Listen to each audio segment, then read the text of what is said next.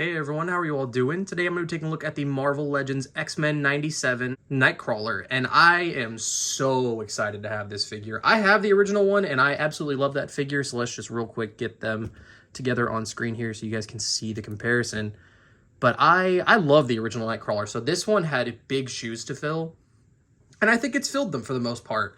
I think there are a couple things that I may mess around with and tweak a little bit on this new one, but I love the improvements that were made to this new figure. And it really is, it separates it completely from the original Nightcrawler, because obviously it's based off the cartoon, but it also just takes that original figure and improves on it in so many ways, while also falling short in a couple of other ones, only if you don't have the original Nightcrawler and we're hoping for a couple of different things.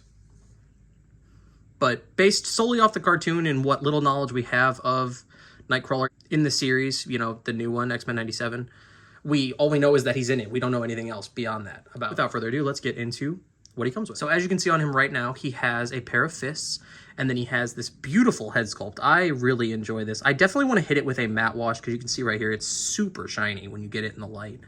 But I love the blue in the hair, and I really dig the, you know, swoosh of the hair and all that. I also really enjoy the blue that's on this one. It pops a lot more than the other one, than the comic book version. And I really like how that looks. But he also comes with an alternate head that is a little bit more, you know, angrier. He's got a little more gritted teeth. And same thing as before with the other one. He's got the beautiful yellow eyes, the shading around his face. I seriously am going to hit this with a dull coat, I think, to make this pop, because this looks really good on its own, but you get it in the light and a lot of that detail gets lost due to the shine. And then Kurt also comes with a pair of relaxed kind of gripping hands, which these are nice. He has, of course, you know, 2 fingers and a thumb, which is accurate to Nightcrawler, and I love this. Unfortunately, they are getting a little bit lost in terms of detailing, so let's turn the light down real quick just for a second here. Hopefully I'll bring more of the detail out. There we go. Yeah, these don't look too bad. I like these. He doesn't come with a sword like the original one, but if you have that one, you can easily swap out the hands and just, you know, go ahead and give him this sword as well. And same thing with the heads. Although the neck peg, I've noticed it's very easy to get the old head or the new head on the old body, but it's very difficult to get the old head onto the new body. But that was a problem that a lot of people had, including myself, with the original Nightcrawler, is that his alternate heads, for whatever reason, were very tight trying to get on that peg. So just, of course, always be careful. You don't want to end up snapping that neck peg off and completely ruining either figure. In terms of detail, as I said, they did improve a lot of things on this. He has pinless now. His, I want to say, you know, boots and glove, gauntlet type things, they are sculpted and painted now, which look really nice. It's unfortunately very off on this side here, but I didn't even notice that until I got it under the camera, so it's not something that really bothers me that much, but it's just something of note, of course, you know, to always look if you see multiple of these in store. The red matches so much better across the overlay piece with the paint that's on the torso, comparatively speaking, to the first one. Like on his crotch, it was a different color on there, but it all looks relatively the same, I feel like. And same thing goes for the red and the white that's across his boots and gloves as well.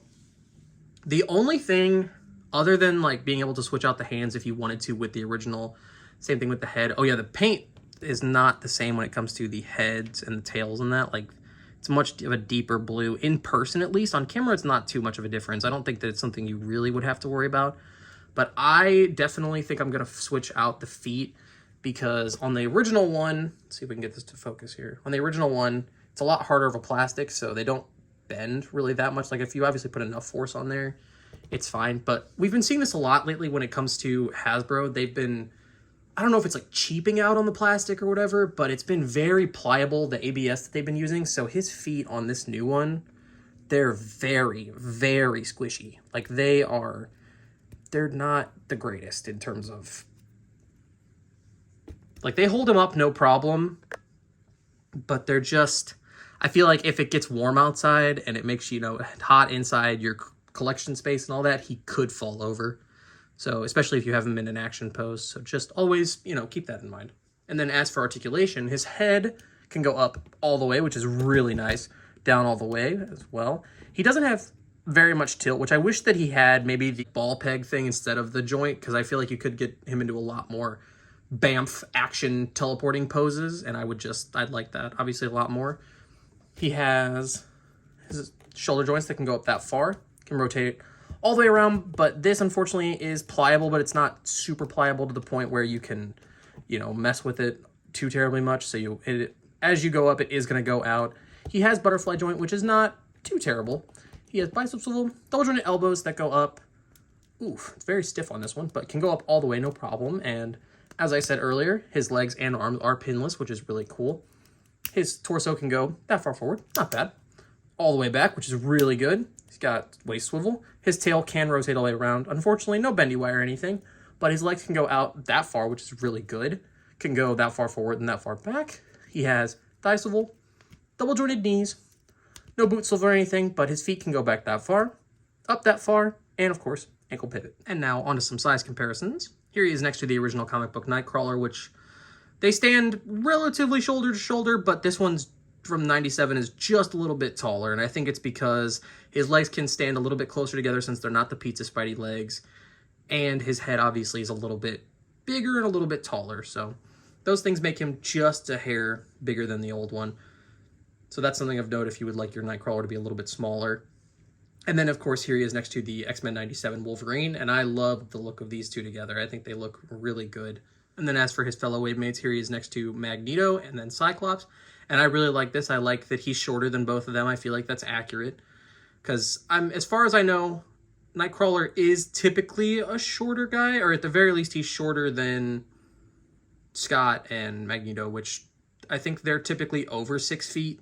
Like, Cyclops is maybe like 6'2" or 6'3", right? If I'm getting that kind of correct. But these three look great together, and I can't wait to get the rest of the wave. And then last but not least, here he is next to the Mafex Spider-Man with the Tom Holland squinty-eyed head on there, because I think that this just looks a lot more like the classic comic book version of Peter. And I'm putting this here because, one, of course, you want to see a comparison with the Mafex stuff, but I also am trying to manifest and put this idea out into the universe. Medicom, please. I'm begging you. Give us a Nightcrawler. How amazing would a Mafex Nightcrawler be? The effects, the hands, the articulation on that would just be chef's kiss. Beautiful. So, Medicom, if you're listening, please, I'm begging you, please give us a Nightcrawler. Overall, I really enjoy this figure. He's an upgrade from the original in the sense of like the hip articulation, because he doesn't have the Pizza Spidey thighs anymore, and he's pinless, and he's got better paint apps than the original one and all that stuff. And I like the blue that's on this one.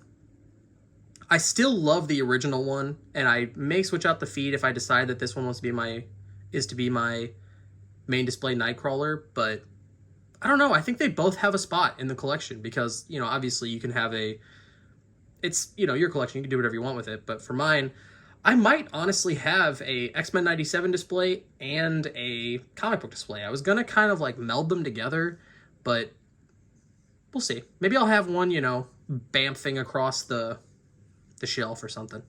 Because I love both of them, and I really think that if you have the original and you're satisfied with that figure, then, by all means, pass on this if you were wanting to maybe get an upgrade, because I think that technically speaking, this is an upgrade because it's pinless and all that stuff if you're really into that kind of thing. But as is, I love both of the Nightcrawlers, and like I said, I think the only thing that could top the Legends Nightcrawler that we've gotten so far is a Mafex one. So until that happens, both these Nightcrawlers are really good. So whichever one you want to go with, I think that you're going to be pleased either way. So yeah, that's going to do it for me, and I will catch you all in the next one. See ya.